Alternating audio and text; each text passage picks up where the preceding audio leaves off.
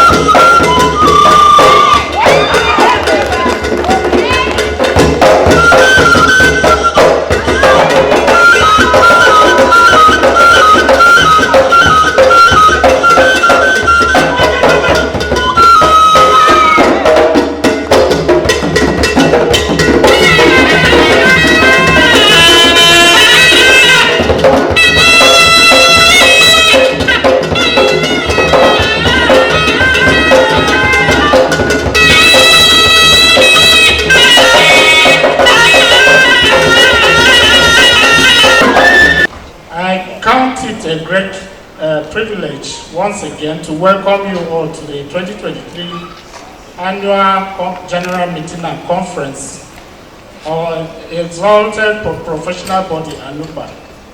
I'm grateful to the Almighty God for granting us all journey mercies and the enablement to be at this epic-making event. This AGM, as you may note, is the second to be organized by the current National Executive Committee, which took over the mantle of leadership of the association in January 2022. It is, however, not an election year in view of the one-year extension granted in NEC by the National Council to make up for the time lost during the prolonged university-based union strikes and the other associated constraints in 2022.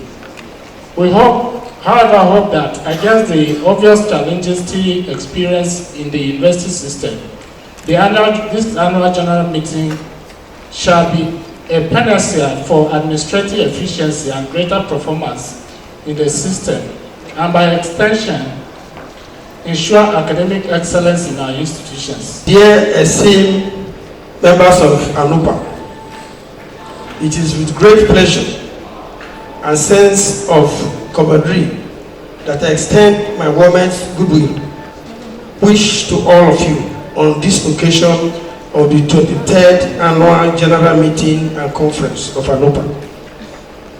This annual gathering stands as a testament to the dedication, professionalism, and collaborative spirit that define ANUPA over the years. Your association has played a vital role in advancing the interests of university administration professionals in Nigeria.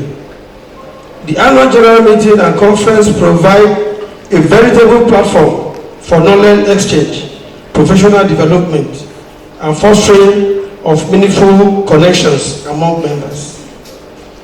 As you convene to deliberate on the challenges and opportunities facing university administration, I am confident that the collective experts and passion of ANUPA members will contribute to innovative solutions and advancements in the field.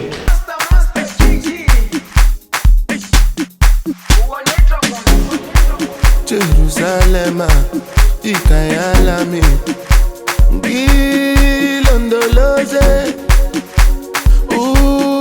Ambenami, Zungangishilana, Jerusalem, Ikayalami, Gilondoloze, Ambenami, Zungangishilana. The turnout in relation to economic realities is impressive. It shows that we are making impact. That is why we are attracting the turnout. The purpose of our training is to ensure better performances in the university system. And so, because we are making such desired impact, the turnout will keep improving even in the face of economic challenges. We all know, at the time I took over, 1 month after, strike started in the universities, but we managed to pull through. So they have the members have the belief that we have the capacity to take them to the next level in spite of even prevailing challenges. Expecting at least in the nearest future we'll get chartered, and God willing we'll complete our secretariat project. What does new means within the framework of this paper I'm presenting?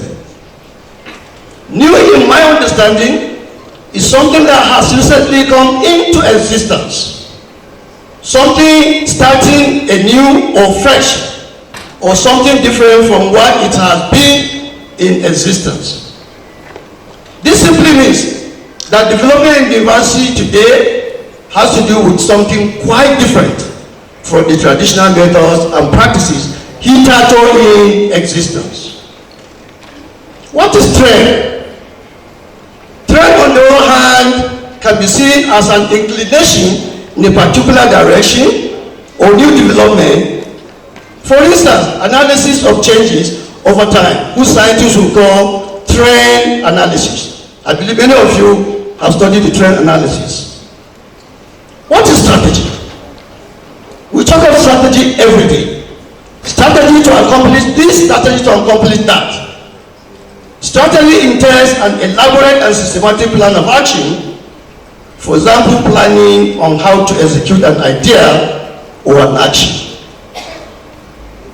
Then, what is university? We are all coming here for universities.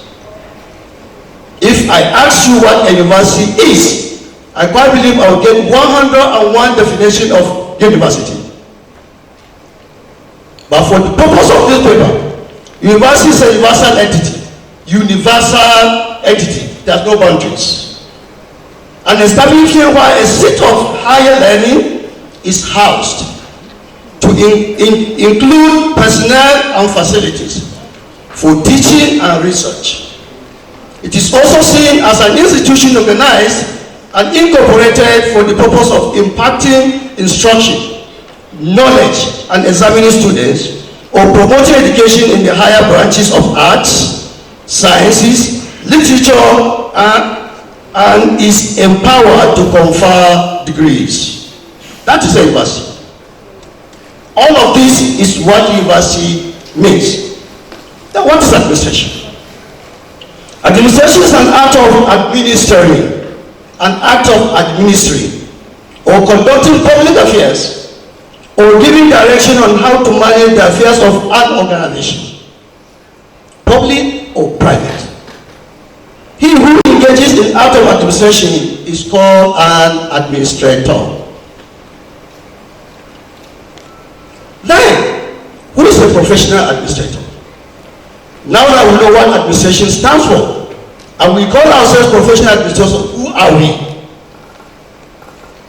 A professional administrator is an officer trained in skills and discipline to administer or take charge in administering and managing both human and material resources in an organization. A professional administrator in a university setting is that person trained in the art of administration with the overall objective of directing resource management to achieve organizational goals and objectives. That is universal administrator. That is what we are. Then, after having understood all these conceptual frameworks, the university has undergone various evolutions over the years. Remember the first university in Nigeria? The University College Ibadan. It started as a college, a branch of a university in the UK. After independence, it became a full-fledged university. Then other universities continued to roll on. Today we have nearly 200 universities, federal, state, and private. As they evolve, as somebody said, the dynamism of administration and dynamism of university, the concept of university, things also evolve along the universities. University administration has witnessed tremendous evolution over time, from the era of traditional and mundane methods used to administer to a more sophisticated era of administration. This has been necessitated in view of the fact that universities and ivory towers have become more complex in the face of new trends that have evolved over time. The uncertainties we are saying that they are high in today's world. They are bringing what? A lot of rapid changes. The rapid changes affect what? Universities, it makes universities face high level of uncertainty. Are they going to survive? Are they going to remain relevant? The economic recession that has been happening and reoccurring. In the face of that, what happens to the university system? Financial strength, intense competition is generated as a result. When there is hardship, people struggle to survive. And then universities that are in the developed world, they are making it to.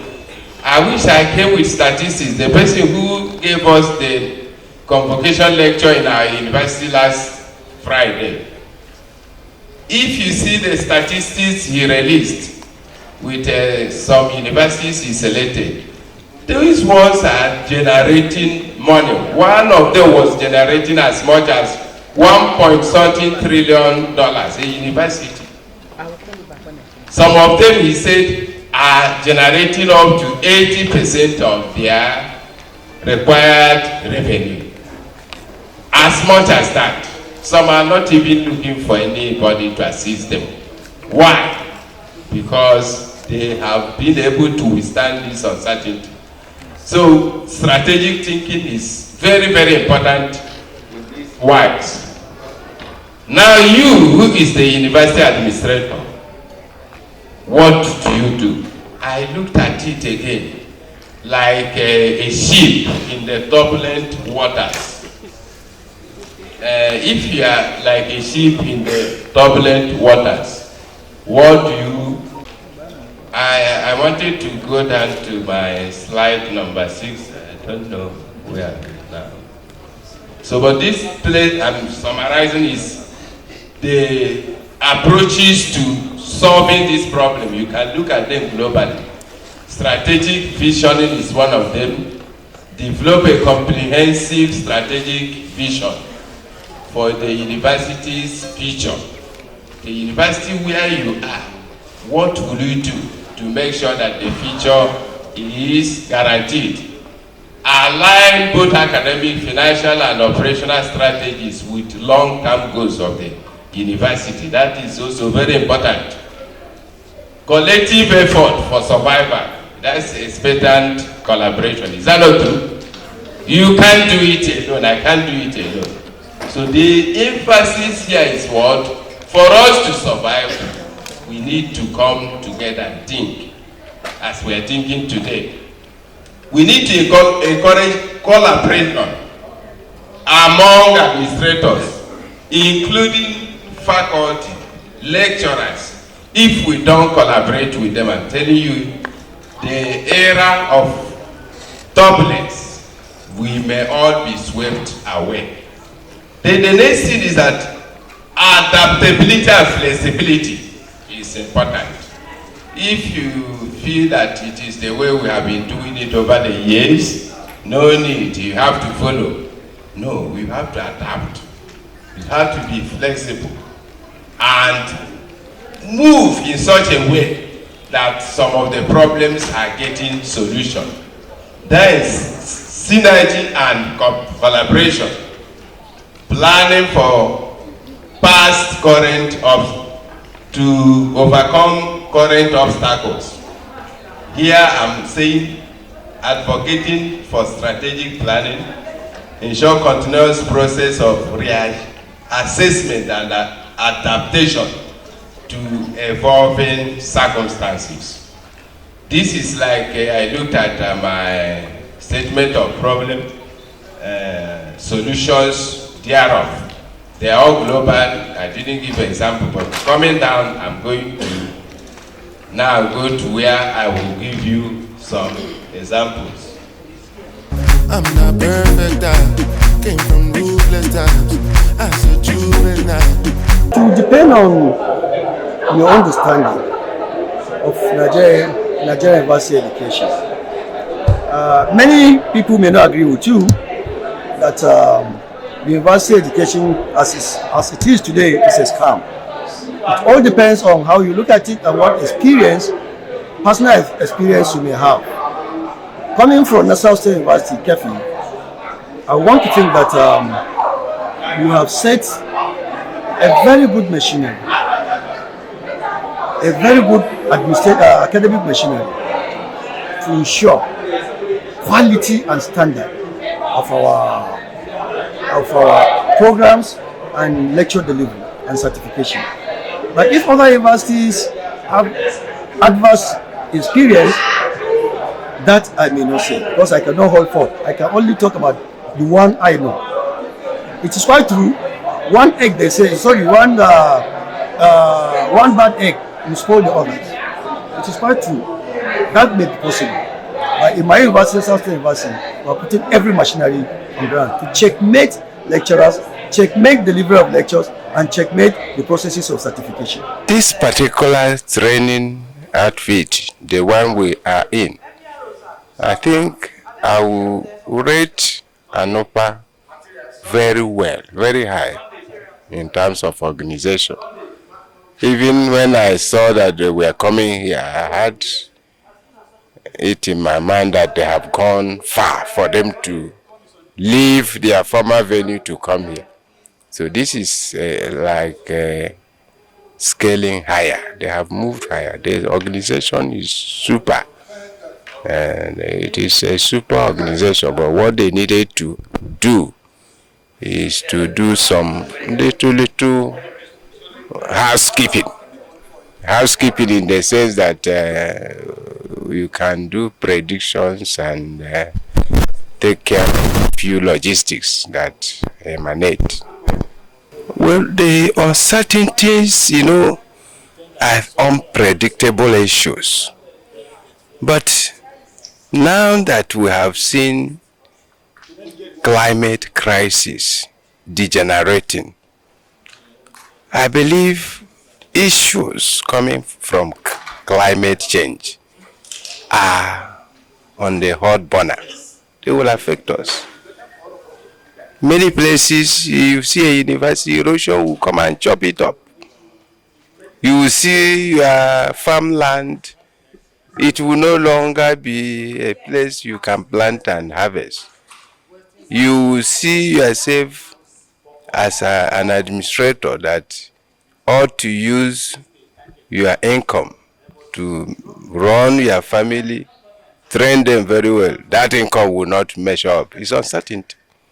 So, and a worker that cannot fend for his family, no matter what capabilities you have, there is question mark. And the university also that is there that cannot have facilities to equip their students so that in this era, the students will be practical. They will be innovative with themselves. All these things we are talking about innovation. Most of them will be coming from the stakeholders who are the students. You only run good administration with good skill.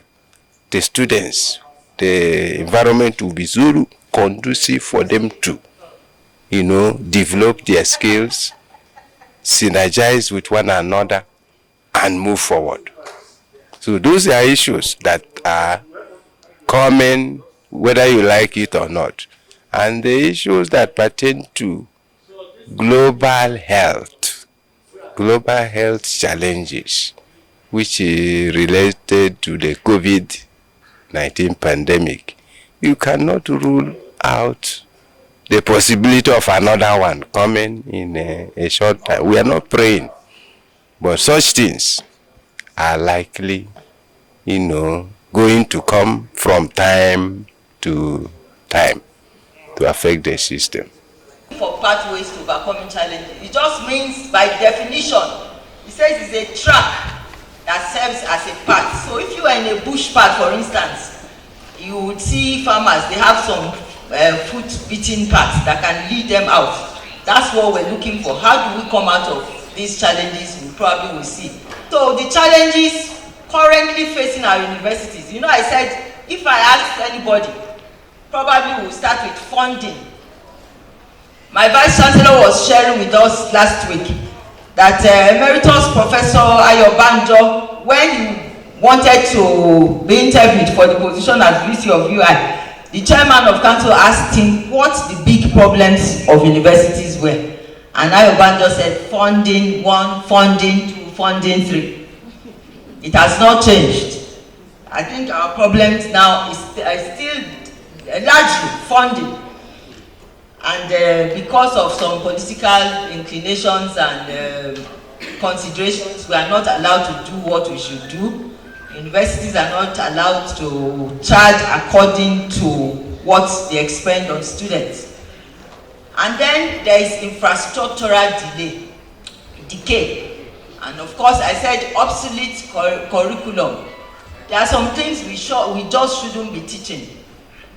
I don't want to offend any group. So what is most imperative now is development of your IT digital skills. For anybody to be relevant in the next decade and beyond, we are already far, almost at the middle of 21st century. So we have staff and student unrest. We have policy somersault.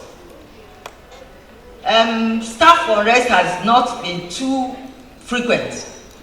Neither students, I think for some, they're almost close to a decade now, we haven't had too much of that.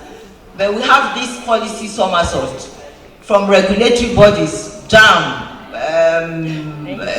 what do you call them now, budget, federal character, who don't understand the workings of the university, and you want to engage, you have a program, you want to engage staff, and you know the staff mix for accreditation, you need to have all the brackets covered. The head of service doesn't understand it. He looks at your whole personnel record and says, you can't get a professor. They won't allow you to engage a professor because, of course, you have to secure a waiver from them to be able to conduct any recruitment exercise. So you go to them, they don't understand. So and that's because the IPPIS came on board, which is what we are struggling to come out from. By the way, several groups have come out of IPPIS, several. Abuja just came out. So I'm hoping that the universities will have a headway and be able to come out of it, so that we can run the universities well. So you have those kind of policies, somersault. You can't engage without going through all of them. And everyone you go to, there is roadblock. And as you go from one regulatory body to the other, tacitly said that there is knowledge and skills gap, even amongst us. We don't have the requisite knowledge. We don't have the requisite skills to carry out our duties, and people are very resistant to change. That is a big problem. University administration has a rich and diverse history that has evolved alongside the development of higher education institutions. The role of university administrators has transformed over time to meet the complex needs and challenges of managing academic institutions. University administration refers to the management and coordination of various administrative tasks and procedures within a university. It encompasses a wide range of responsibilities and functions that contribute to the smooth functioning and success of the university as a whole. Now let us see the status of development of university administration in Nigeria. In the early stages of university administration, the focus was primarily on maintaining discipline, overseeing financial matters, and ensuring compliance with regulations. This was the early stage. Focus was on these three key issues: maintaining discipline, overseeing financial matters, and ensuring compliance with regulations. This is the scope. However, as the universities expanded, their administration became more sophisticated, incorporating various academic and non-academic functions. And one of the significant turning points in university administration occurred during the Middle Ages. For purpose of clarity, when we say Middle Ages here, I mean from the collapse of Roman Empire in 6th century down to the period of Renaissance. That is the time of European birth. Renaissance was between 14th and 17th century. So the significant turning point, as I said, in university administration occurred during the Middle Ages with the emergence of a distinct administrative structure known as the University Chancellorship. Remember, we said that the early stage, the focus was on maintaining discipline, overseeing financial matters, and ensuring compliance with regulations. However, there came a turning point where that occurred during the Middle Ages. We saw the emergence of distinctive administrative structure known as the University Chancellorship, where the Chancellor served as the head administrator responsible for managing the institution affairs, maintaining relationships with external entities, and upholding its reputation. So added to the earlier stages, earlier focus, now here comes the position of Chancellor being clearly defined, and the role was maintaining relationship with external entities and upholding the reputation of the university. General knowledge, say general knowledge. Number one, you must understand that if you are digitally connected, you will do better. Use of digital technology in everyday life, work and creative expression, communication and collaboration, processing information, privacy protection skills, legal and ethical practices, balanced attitude, awareness, continuous learning, using technology to make informed decisions, and seamless use of technology. Now, generation gaps and implication of digital literacy. It is difficult today to be a deputy registrar in a division in the registry where you have, let's say you have 16 staff. These 16 staff are divided into different generation gaps. If you have a Madu from University of Maiduguri or Mr. Barrister Chika from Port Harcourt, there's another Chika there. There are so many Chika in this meeting. There's another Chika I saw there in Futo. And you now have a 21-year-old person in that office. You will discover that they don't perform at the same level. If you are not careful, something will tell you that the small boys are better. Do you feel like that? When you give them something, they do faster. But when there is going to be a crisis in that department, it is among those who are fast that you will develop problems. Do you understand it? Number one, the older people, let's look at generation. Are you familiar with these generation divisions? The greatest generation are people born from 1901 to 1924. The silent generation from 1928 to 1945. Baby boomers. This is where I belong. 1946 to 1964. Me, I'm 64 years old. But some people who are younger than me, they think they are older than me. Generation S, 1965 to 1980. Millennial, 1981 to 1996. Generation Z, 1997 to 2020. All of these people now, they are now in the university system. They are performing at different rates and paces. And some of us, we have issues working with some of them. Now, as we are in this room, we are divided into 3 groups. The first group is digital dinosaurs. What do I call it? Digital dinosaurs. If you were born between 1928 up to 1945, I don't think you should be here again anyway.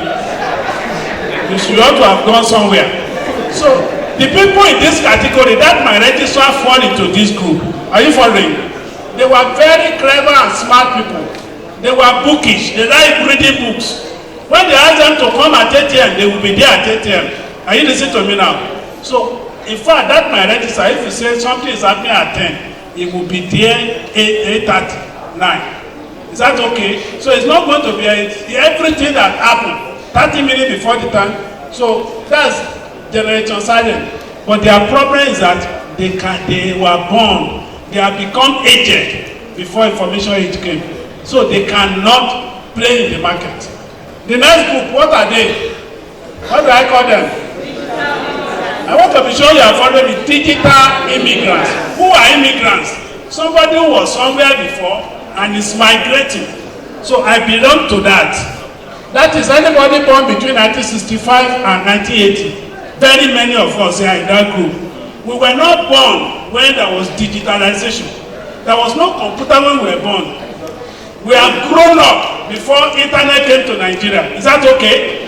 Many of you here now, you have been born, you have been grown up before 1996. So it is now difficult for you to catch up. Is that okay?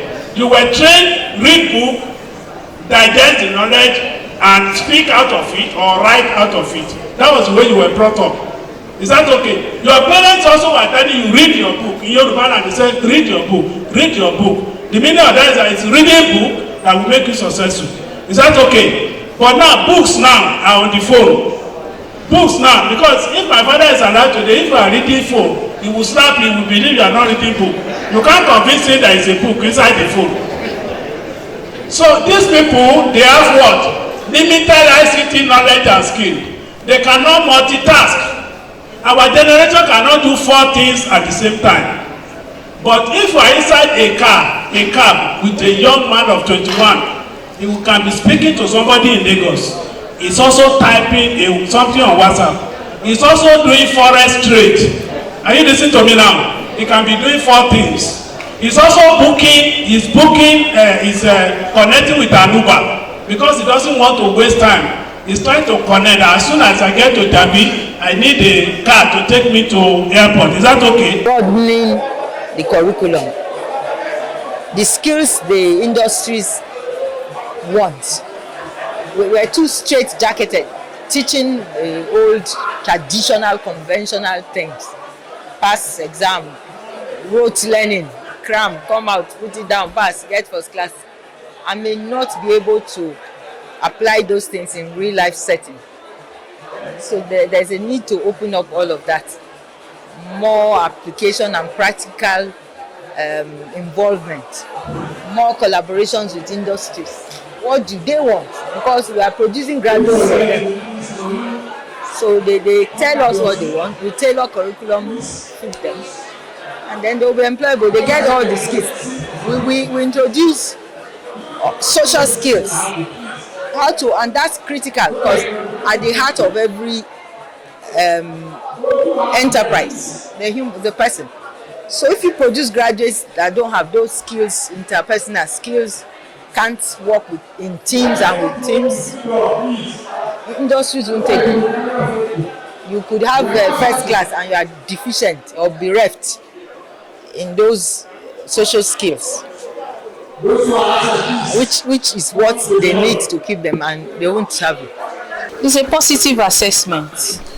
It's a professional association. So definitely you expect that there will be changes. If you fail to change, then you are not moving with the world. Things are changing. Some years back it was analog.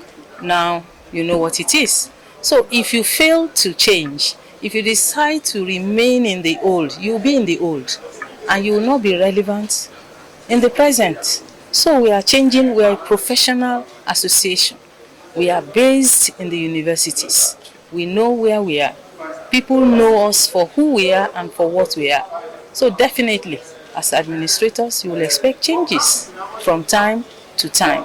We have to upgrade our skills. Lecturers have impacted so perfectly. The lectures have been well delivered. And you can see the reaction from all members. We appreciate every bit of what we have learned. And administration is a lifelong thing. It's not something you do today and then you go and sit down. No, you keep learning so that you keep improving and making sure things are better. So good. The lecturers were very what you see, you want to see, is it Okoje or some other registrars who also were around to deliver lectures?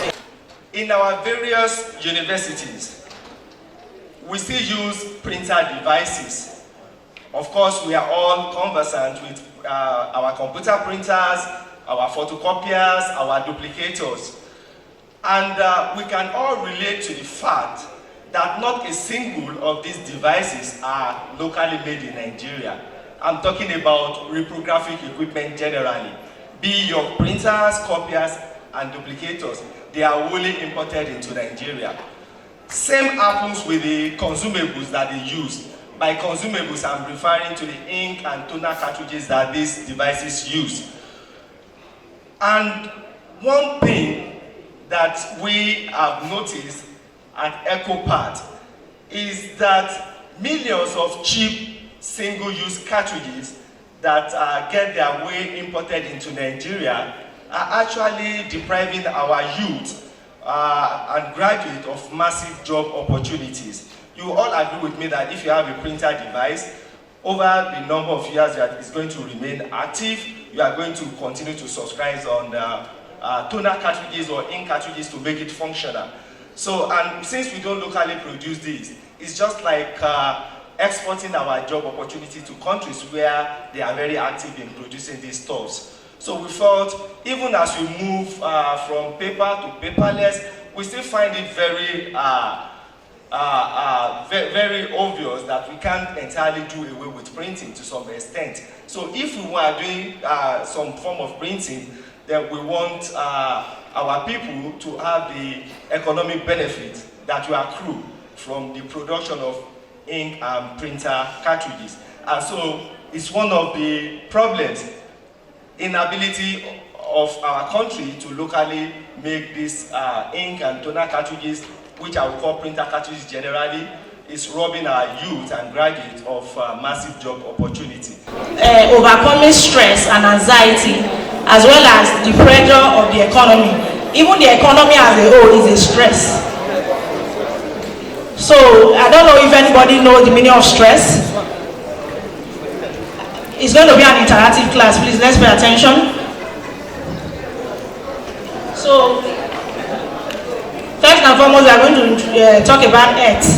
If you don't know the meaning of health, we don't know how stress will affect our health.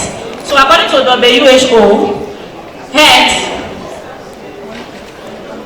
is defined. Health is said to be wealth. That's the popular saying that health is wealth. So health is optimal to bring out our best. When you are in good health, that's when our best comes out.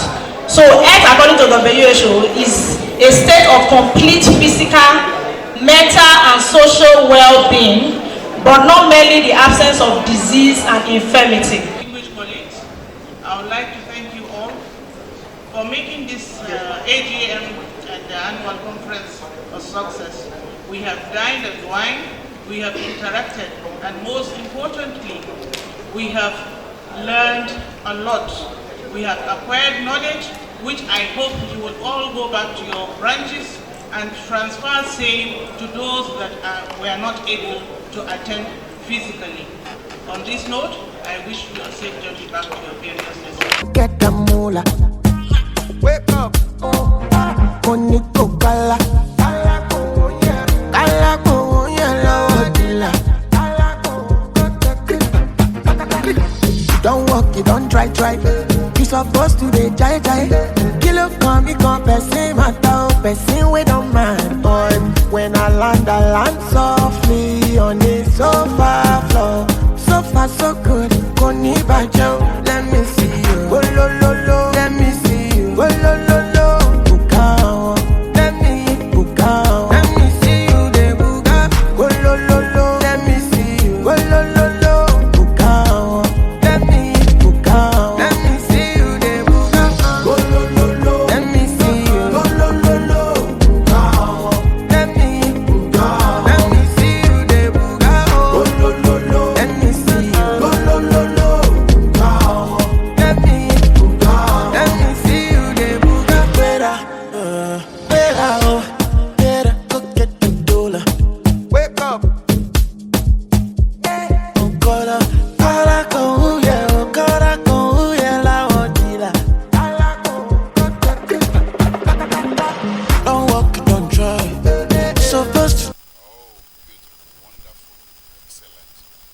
best we have ever organized since post-COVID-19. Planning for this year's annual general meeting, we look at it, seeing the scenario where we find ourselves, we find that Nigeria and just a coping part of the whole world is in turmoil. The IBPS is one problem, the incessant strike is another, then there is the future of education is even blinking. So that's why we say there is a period of uncertainty. You see some people who work from home, some work in university, they are sort of transiting from what used to be old order to a new era. That is why we say we are trying to rejiggle, we are trying to bring in new ideas, and that's what the resource persons have been trying to do justice to since yesterday when we could have started. For her presentation, and I'm sure for some of us who followed what she was saying, we would have gained tremendously, because some of the things she's saying or she has said are things that are bothering us that we don't take cognizance of. We are all passing through what is called executive stress because of the duties we perform in our various universities, and it is important for us to always think about our health.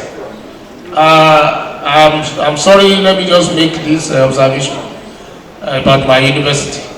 The University Nigerian died recently out of stress, and when this man died, some of us were saying, there was supposed to be a Senate. The man died in the morning. There was supposed to be a Senate around 2 o'clock, and we were thinking because of his death, the Senate was not going to take place. That because he's a principal officer. But behold, when it was 1 o'clock, there was a message that was sent that the Senate was still going to hold. We thank God for the successful conduct of our conference and also annual general meeting. If you can see from the faces of participants that they are very, very, very satisfied with the provisions in terms of ICT, feeding, souvenirs, and all of you. They are commented severally during the meeting. You know, in every organization, for you to execute what you plan, it have to involve money. I want to urge our branches to please pay their dues so that ANUPA activities can be moved forward. Don't walk, don't try. Supposed to stay high.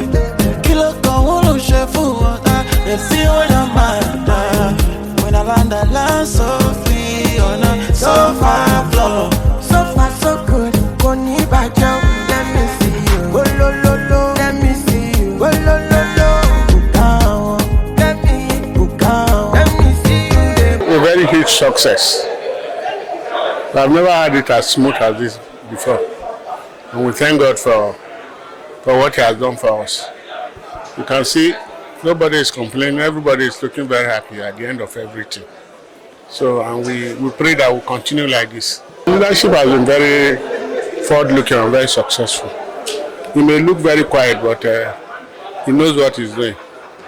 He knows how to get his targets, and he carries everybody along. He's operating without a title. So, and that's what is helping him.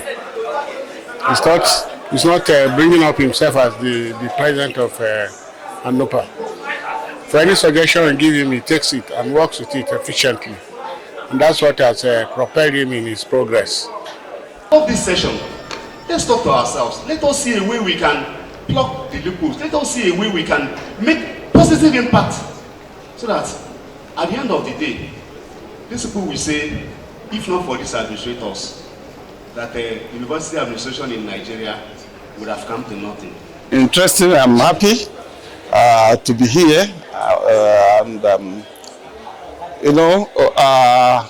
ANUPA is an organization that is trying to meet with a number of challenges, and as a result of that, we are making every conscious effort to confront challenges as they come. This is a novel one, being held here in the National of the National Universities Commission. Is a way of trying to see that collaboration to ensure that there is that synergy between the ANUPA and the other organs of education, and with a view to also prospecting in the right manner in terms of development, making ANUPA the mouthpiece in terms of university administration. So we've had a number of interactions with NUC, and NUC has seen that ANUPA is really pathfinding in the area of developing skills and competencies of university administrators.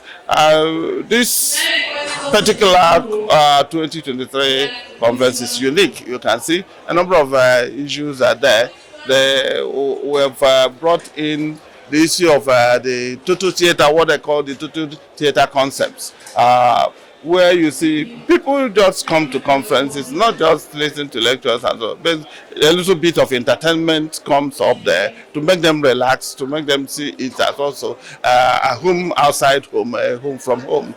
And I'm happy that people are relaxing. We have robust discussions. The lectures that have come in have been very enthralling, and they have been strategic because they are meant to group our young administrators and exchange ideas, share experiences, and see that people move in from there. So I think everything is not perfect yet, but I know we are on course. In spite of the economic downturn and difficulties, I would say ANUPA training community, the ESCO, has done quite well. It's quite commendable that we're able to get these people that are well-rounded in administrative activities to come and put us through and train us on what it entails to be an efficient administrator. So kudos to the planning committee. It's a very huge success. We thank God for everything.